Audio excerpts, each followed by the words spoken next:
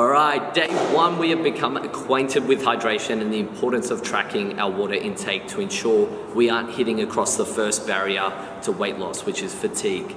So in day two, we are focusing on the importance of nutrition and educating ourselves on the three main food groups and how they will aid your weight loss in the 8-week challenge.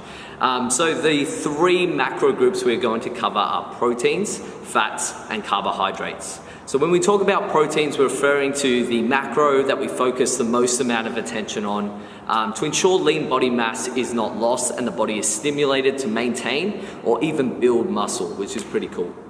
So for muscle protein synthesis or muscle building to occur, it needs to be stimulated by A, muscle protein breakdown, which we'll definitely cover at boot camp training, and B, by complete protein-rich foods being present at every meal.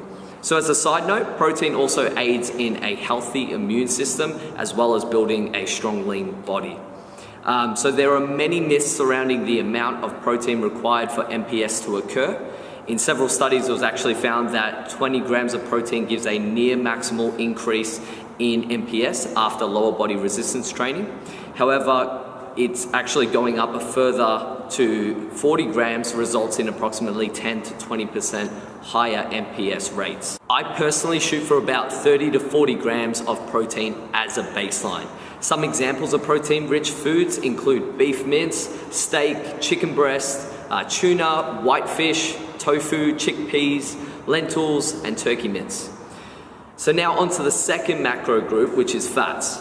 So fats aren't the enemy. Although they have a bad reputation, there are many studies now to support the body's need to consume essential fatty acids that can't be made organically.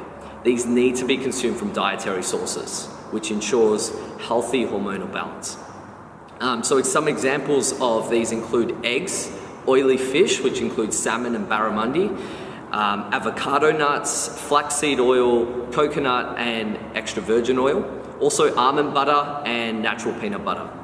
So make sure you're working these into your diet in moderation. And I say in moderation because I know I just said peanut butter, so in moderation. So now for the final macro group, carbs. Now, despite the long-lived belief that carbs make you fat or eating carbs after 7 p.m. makes you fat, you might want to consider the role they play in energy levels.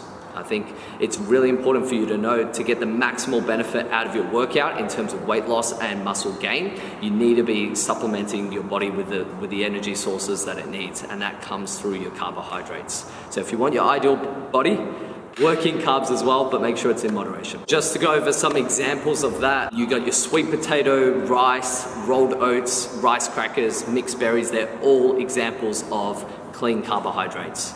So make sure you're cleaning out your closet. So today, what I want you to do is let's start by eliminating all processed foods and going cold turkey in our fight to beat fat. So you should know by now that processed foods increase your risk in cancer, they are addictive and cause you to overeat, they are loaded with sodium, sugar, and trans fats, they are low in nutritional value, and high in calories. So decide today to make a change for not only weight loss, but for your own health into the future. So I hope you enjoyed tip number 2, and on to tip number 3. It's coming to you tomorrow.